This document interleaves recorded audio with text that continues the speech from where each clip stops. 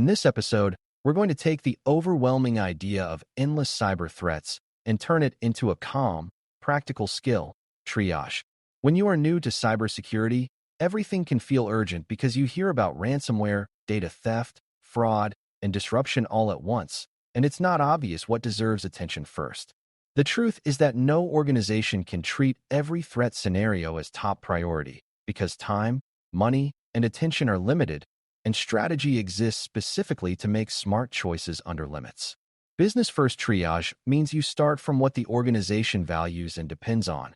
Then you rank threat scenarios by how much they could harm those outcomes and how likely they are to occur in your reality.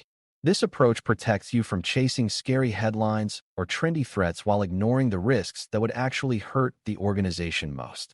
By the end, you should feel like you can look at a list of threat scenarios and sort them into defensible priorities without guessing. Before we continue, a quick note. This audio course is a companion to our course companion books.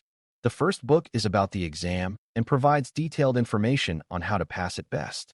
The second book is a Kindle-only ebook that contains 1,000 flashcards that can be used on your mobile device or Kindle.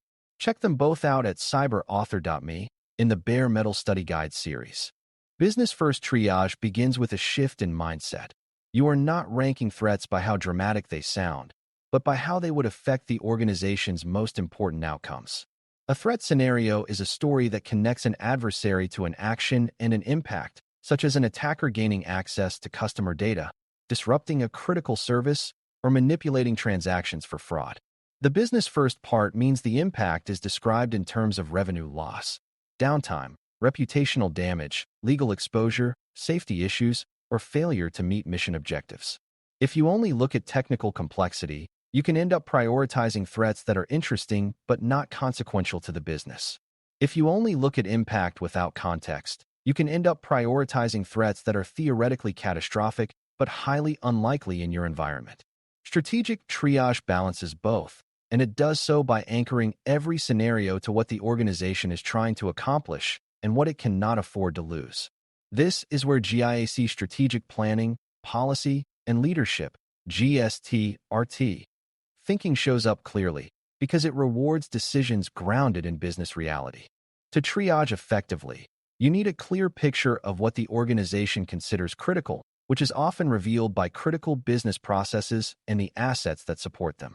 A critical process is something the organization must perform reliably to create value or fulfill its mission, such as processing payments, delivering a service, supporting customers, managing sensitive records, or maintaining operational continuity. When you identify these processes, you can ask what assets make them work, such as systems, data, people, and third parties. This matters because threat scenarios should be evaluated by the damage they could do to those processes and assets, not by generic fear. A scenario that threatens a minor internal tool may be inconvenient, but a scenario that threatens a core revenue process is strategically urgent. For beginners, this is liberating because it replaces the pressure to understand every technical threat with a simpler, more powerful question: what would this scenario do to the organization's ability to function and succeed? That question is the foundation of defensible prioritization. Once critical outcomes are clear, the next part of triage is understanding that not all impact is the same kind of impact, and different kinds of impact require different strategic responses. Some impacts are immediate and obvious, like a customer-facing outage that stops transactions or a ransomware event that halts operations. Other impacts are slower but still severe, like a quiet theft of customer data that triggers legal obligations and reputational harm after disclosure. There are also impacts that are highly concentrated, like a fraud event that drains money quickly, and impacts that are broad, like a disruption that damages multiple departments at once.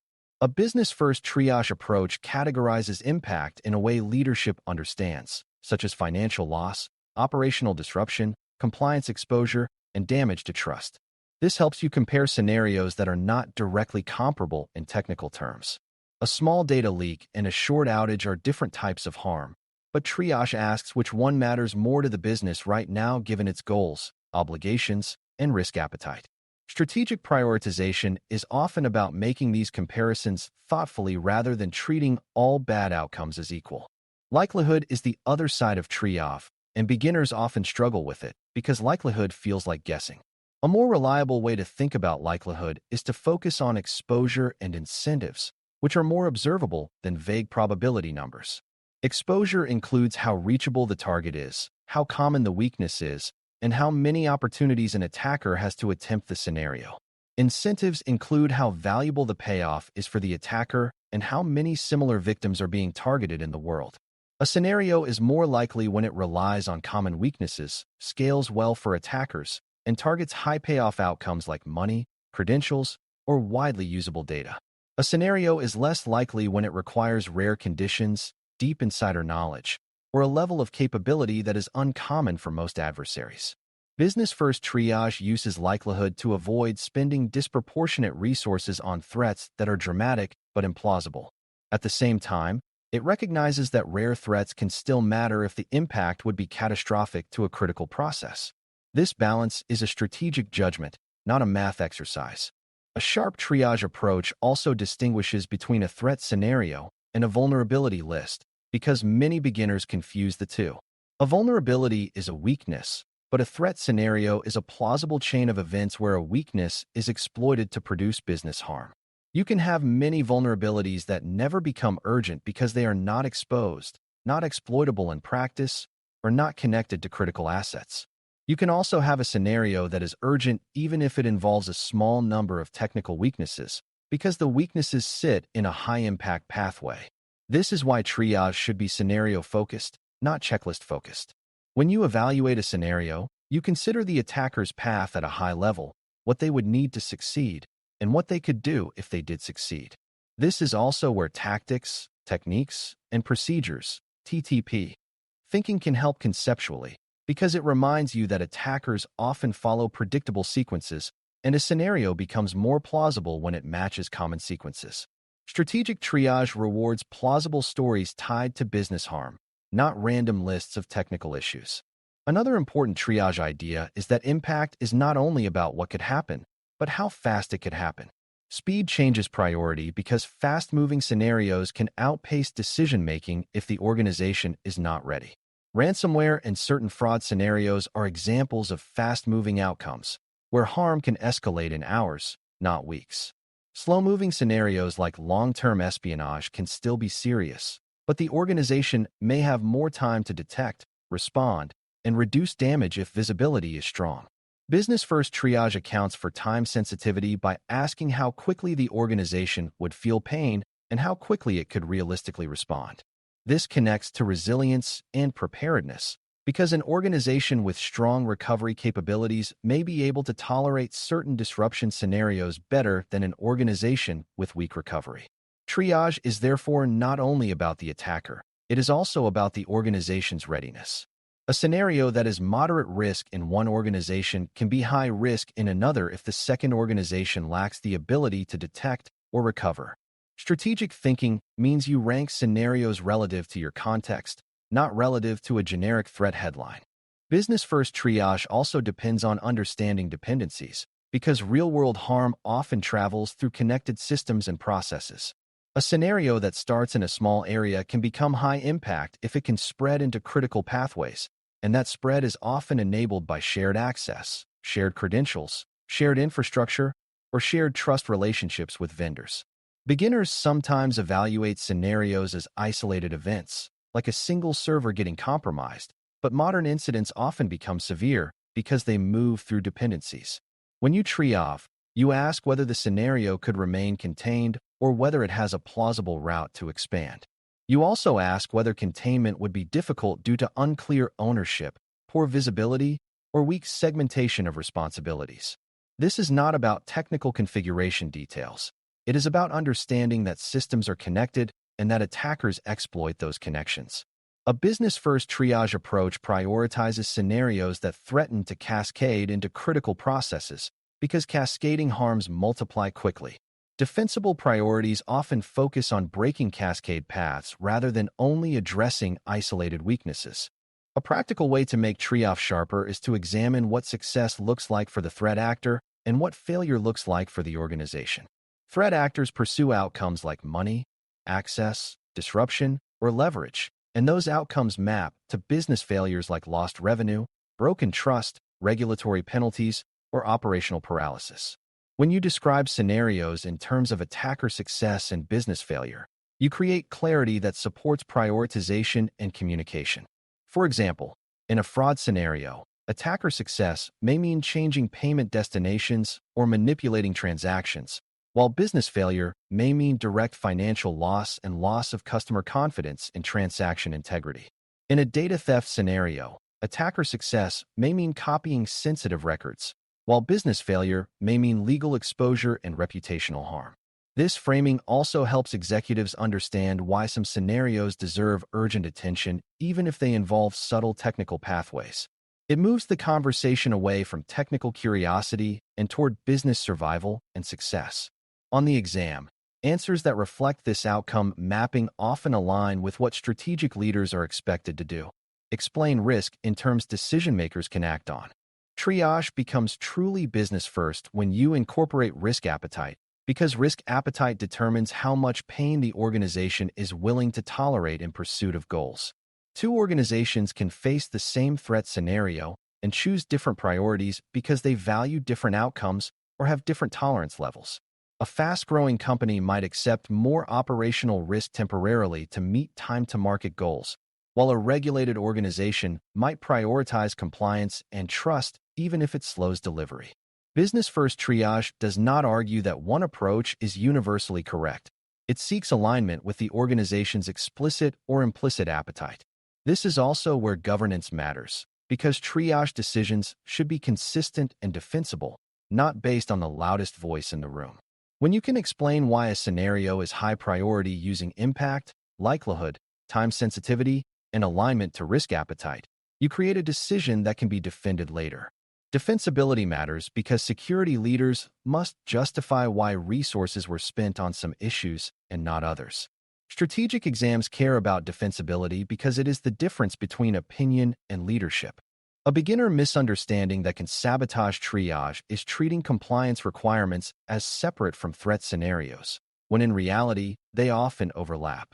Compliance obligations often exist because certain harms are especially damaging, such as exposure of personal data or loss of integrity in financial reporting. A business-first approach recognizes that some threat scenarios carry amplified consequences because they trigger contractual penalties, regulatory reporting, audits, or legal action. That does not mean compliance should dominate all decisions, but it does mean compliance can change the impact calculation significantly. A data exposure scenario may carry not only reputational harm, but also mandatory notification costs and regulatory consequences. A disruption scenario may carry penalties if service commitments are contractual. Including these consequences in the scenario impact makes prioritization more accurate and more aligned with how executives think. It also prevents a common pitfall where security teams focus on purely technical severity and miss the business amplification effect of obligations. Strategic triage integrates compliance consequences naturally because they are part of business impact, not a separate universe. Another way to sharpen triage is to consider the organization's current state and recent history, because what has happened recently can change both likelihood and readiness. If an organization has recently experienced phishing-driven account compromise, that is a signal that identity-related scenarios are not theoretical, they are active risks. If an organization has struggled with outages, availability-related scenarios may be higher priority because resilience is already stressed. If the organization is undergoing major change, like a merger or a rapid expansion, new dependencies and new access pathways can increase exposure. Business-first triage is dynamic, meaning priorities can shift as the organization changes and as the threat landscape adapts. The key is that shifts should be based on evidence and context, not on panic. Beginners often crave a permanent ranking list, but strategic security recognizes that priorities must be revisited when conditions change. A strong triage approach builds a habit of reassessment without constant churn. This is what makes triage practical because it stays aligned to reality rather than freezing in place. When you apply triage, you also need to understand that prioritization is not the same as ignoring lower-ranked scenarios. A lower-ranked scenario may still be addressed through baseline guardrails that reduce many risks at once, such as clearer access controls, stronger recovery readiness, or better monitoring of critical assets. Business-first triage often combines targeted actions for top scenarios with broad improvements that raise the baseline across many scenarios.